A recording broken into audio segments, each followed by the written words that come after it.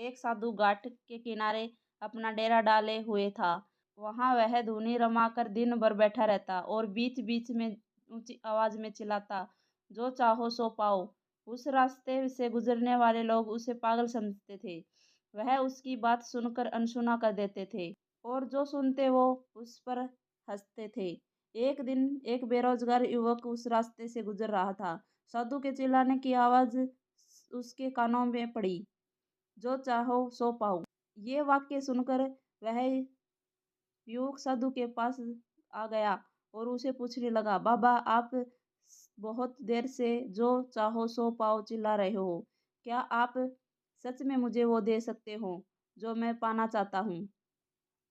साधु बोला, हाँ बेटा, लेकिन पहले तुम मुझे ये बताओ कि तुम पाना क्या चाहते हो। युवक बोला, बाबा मैं चाहता हूँ कि हीरो का सबसे बड़ा व्यापारी बनूं। क्या आप मेरी इच्छा पूरी कर सकते हो? साधु बोला, बिल्कुल बेटा, मैं तुम्हें एक हीरा और एक मोती देता हूँ। उस उससे तुम जितना चाहते हो मोती बना लेना। साधु बोला। साधु की बात सुनकर युवक की आंखों में आशा की ज्योति चमक उठी। साधु ने उसकी अपनी दोनों हथेली आगे बढ़ाने को कहा। युवक ने अपनी हथेली साधु के सामने कर दी और साधु ने पहली हथेली पर अपना नाम रखा रखा और बोला, बेटा ये इस दुनिया का सबसे अनमोल हीरा है। इसमें कहते हैं, इसे जोर से अपनी मुट्ठी को जकड़ लो। इसी द्वारा तुम जितने चाहो उतने हीरे बना सकते हो। इससे कभी अपने हाथ से मत निकलने देना। साधु ने अपना दूसरा हाथ युवक की हथेली पर रख दिया। कहा, बेटा ये दुनिया का सबसे कीमती मोती है। धैर्य कहते हैं, जब किसी कार्य में समय लगाने के बाद वांछित परिणाम प्राप्त ना हो तो धैर्य नामक मोती का धारण कर लेना। यदि यह मोती तुम्हारे पास है तो तुम दुनिया में जो चाहो वो हासिल कर सकते हो।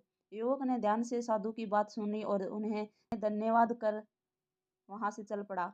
उसे सफलता प्राप्ति के 2 गुरु मंत्र मिले थे। उसने निश्चित किया कि वह कभी भी अपना समय बर्बाद नहीं करेगा और सदा धैर्य से काम लेगा। एक बड़े व्यापारी के यहाँ काम करना प्रारंभ किया। कुछ वर्षों तक वह दिल लगाकर व्यवसाय का हर गुरु सीखता रहा और एक दिन अपनी मेहनत और लगन से अपना सपना साकार करते हुए हीरे का बहुत बड़ा व्यापारी बन गया। निष्कर्ष, लक्ष्य प्राप्ति के लिए सदा समय और धैर्य नामक के मोती अपने सदा रखिए। अपना समय कभी व्यर्थ न जाने दें और कठिन समय के धैर्य का दामन ना छोड़े। सफलता अवश्य मिलेगी। धन्यवाद।